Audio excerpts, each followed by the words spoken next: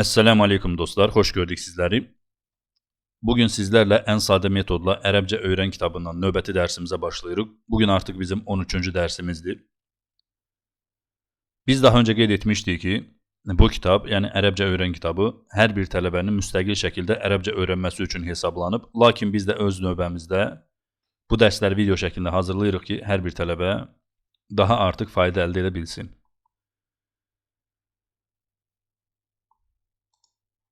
Deməli, bizim bugünkü mövzumuz məsdər mövzusu olacaq. Beləliklə dərsimizə başlayırıq. Bismillah. El-məsdəru. Məsdər. Məsdərin burada ərəbcə tərifi. El-məsdəru huvesmun yedullu alə hədəsin mücərradin minəz-zəmani. Burada görürsünüz, transkripsiyada var. Məsdərin tərifi, hər hansı bir hadisəni, işi və ya hərəkəti bildirən və zamanla əlaqəsi olmayan isimlərə məsdər deyilir. Burada tərifdə gördüyünüz kimi məsdər deməli nədir? Hər hansı bir işi, hadisəni bildirəcək və yaxud hərəkəti bildirəcək və zamanla əlaqəsi olmayacaq. Yəni, dərsə giriş eləmədən öncə, belə deyək, burada olan yazıları oxumadan öncə qeyd etmək istəyirəm ki, məsdərlər ümumiyyətlə isimlərdən ibarətdir. Yəni, məsdər isim kateqoriyasına daxildir. Bunu bilməyimiz vacibdir.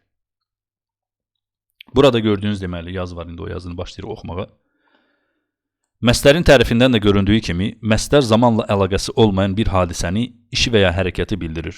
Məsdər sözü ərəbcə başlanğıc, kök və ya qaynaq mənasındadır. Yəni, məsdər sözün mənası, əgər siz girib araşdırmaq istəsəz, görəcəksiniz ki, orada ya başlanğıc, ya kök, ya qaynaq mənası verəcək. Həmin sözün, yəni, belə deyək, gəldiyi məna.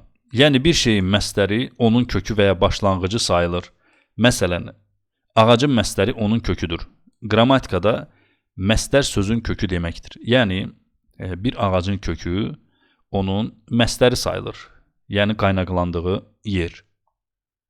Qrammatikada isə məsdərə, yəni sözün kökü deyilir. Burada misallar var. Biz feil mövzusunda öyrənmişdik ki, feil hər hansı bir işə, hərəkətə və ya hadisəyə dəlalət edir. Məsdər də eyni mənanı bildirir. Amma məsdərlə feil arasında bir fərq var. Yəni, biz feil dərsində demişdik ki, ümumi olaraq feil də hərəkətə və ya hadisəyə dəlalət edir. İndi məsdərin də tərifindən də görürsünüz ki, məsdər də hadisəyə və hərəkətə dəlalət edir. Lakin bunların arasında kiçik bir fərq var. Fərqi nədir? Feil zamanla əlaqəlidir. Yəni, keçmiş, indiki və ya gələcək zamanı bildirir. Yəni, biz feilin zamanlarını öyrənirkən, feilin keçmişi vardı, indikisi vardı, əmr forması, gələcək zaman formasının düzəlməsi, sin və səvfə hərfləri ilə. Lakin, məsdərdə zaman anlayışı yoxdur. Məsdər elə məsdər olaraq qalır. Keçmişdə, gələcəkdə, belə deyək, ümumi olaraq indiki zamanda məsdər eyni formada qalır. Məsdər feil kimi zamanlara bölünmür. Məsdər burada, deməli, gələcək zamanı bildirir, yəni bu feil. Məsdər isə isimdir və əlifləm və tənvin qəbul edir. Başqa cür desək, məsdər elə bir söz formasıdır ki, feillər ondan yaranır. Yəni, məsdər, ilk öncə dərsə girişdə dedim ki, məsdər ümumi olaraq nədir? İsimlərdən ibarətdir. Yəni, isimlərdə əlifləm qəbul edir. Yəni, müəllik artikli, keçmişik bunu. Deməli, məsdərlə feilin fərqi nədir? Məsdər isimdir və tənvin, əlifləm qəbul edir. Lakin feil zamana dəlalət edir və keçmişi, indikisi, əmr forması vardır. Aralarındakı fərq budur. Misallardan sizə daha çox aydın olacaq herhalde. Misal olaraq, Zəhəbə Muhammedun iləl məscidi. Muhammed məscidə getdi. Keçmiş zamandır. Yəzhəbu Muhammedun iləl məscidi. Muhammed məscidə gedir. İndiki zamandır. İzhəb iləl məscidi, məscidə getdi. Bu, feillə əlaqəli olan misallardır. İndi növbəti 104-cü səhifədə davam edirik.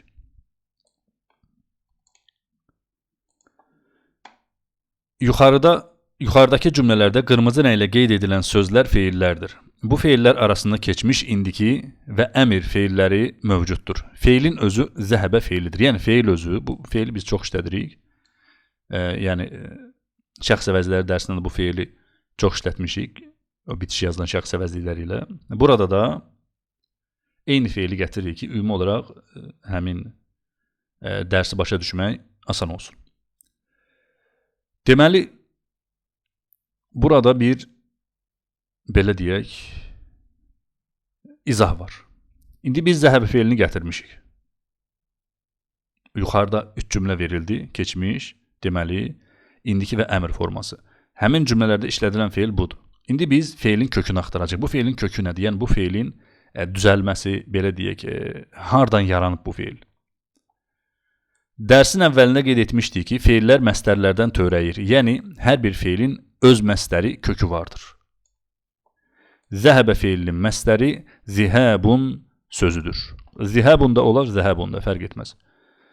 Bu sözün mənası getmək deməkdir. Yəni, o sözlər ki, maqmək şəkilçisi ilə bitir, həmin sözlər məstər adlanır. Yəni, ümumiyyətlə, biz qiyas eləsək, ərəb dili qrammatikası ilə Azərbaycan dili qrammatikasını, ümumi olaraq maqmək şəkilçisi bildirən sözlər məstər adlanır. Yəni, biz nə edirik? Məstəri necə tapırıq?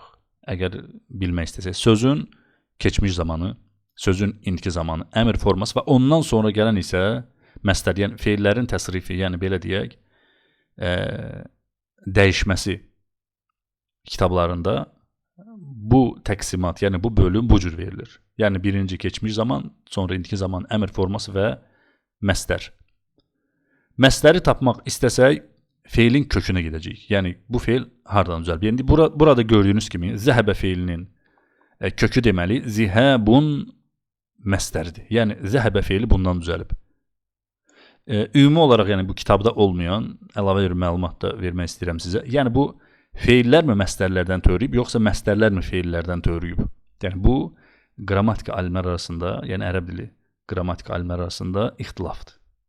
İxtilafdır. Lakin ən belə deyək, yadda qalan və ən belə deyək, asan formada öyrənmək üçün bunu götürə bilərsiniz. Mən məsələn bu görüşdəyəm. Yəni feillər məstərlərdən törəyib. İndi burada dedik ki, biz maqmək şəkilçisi ilə bitir, yəni məstərlər. Həmin sözlər məstər adlanır. Gəlin bu cədvəl var, cədvələ baxalım.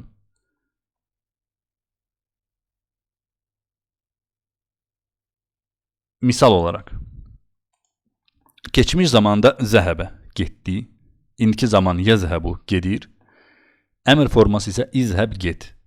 Feilin məstəri isə zihəbun. Zəhəbun da olar, zihəbun da. Yəni bunu siz girib baxsanız həm zihəbun, həm zəhəbun olaraq görə bilərsiniz. Fərq etməz, hərəkət dəyişikliyində fərq yoxdur.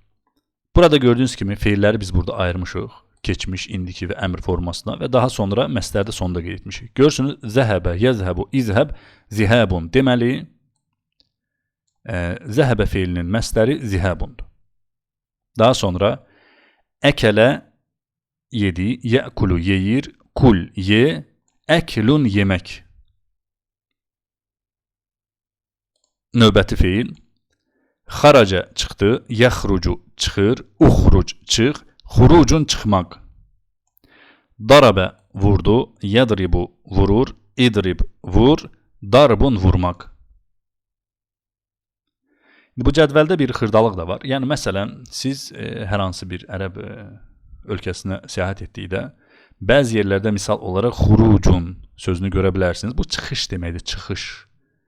Çıxış. Və biz burada isə çıxmaq mənasında, yəni çıxmaq da olar, çıxış da olar. Biz məstəri əgər burada sizə başa salmağa çalışırıqsa, ümumi olaraq burada biz yəni maqmək şəkillərini əlavə etməliyik. Lakin xurucun, çıxış, duxulun, giriş, yəni bu kimi sözlərə siz irəlidə rast gələcəksiniz əgər səfər etsəz ərəb ölkələrinə.